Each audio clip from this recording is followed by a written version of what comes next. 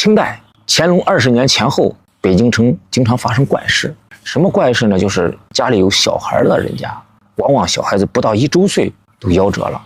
夭折之前生的什么病呢？或者说有什么症状呢？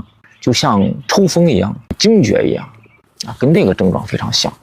孩子生病的时候，往往这个院子里或者房间里会飞来一只黑色的像猫头鹰一样的鸟，它在屋里盘旋着飞，飞得越快，小孩惊厥抽搐的症状就越明显，直到最后力竭而死。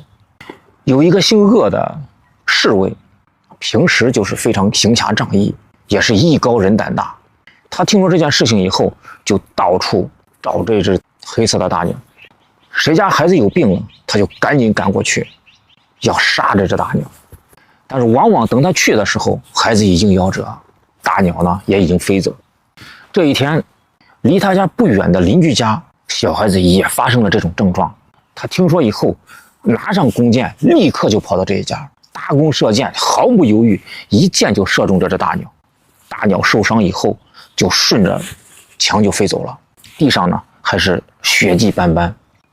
这个姓鄂的侍卫跟大家伙一起，沿着血迹就往外追，有血迹就好办，他就追过去。结果追到一个叫李大司马家，鄂侍卫跟李大司马平时交情都不错，关系都很好。到李府以后，也是惊动了李府上下。鄂侍卫跟李大司马说这个事情，说如何如之何，怎么回事。李大司马就和鄂侍卫一起在家里寻找，终于在家里的一个后厨房的位置找到了一个就像猿猴一样绿色眼珠子的老太太，腰上中了箭伤，鲜血淋漓。这个老太太是李大司马在云南做官时带回来的家奴。老太太年纪已经很大，何府上下没有人知道她有多大岁数，她自己也说我也忘了我自己年龄有多大了。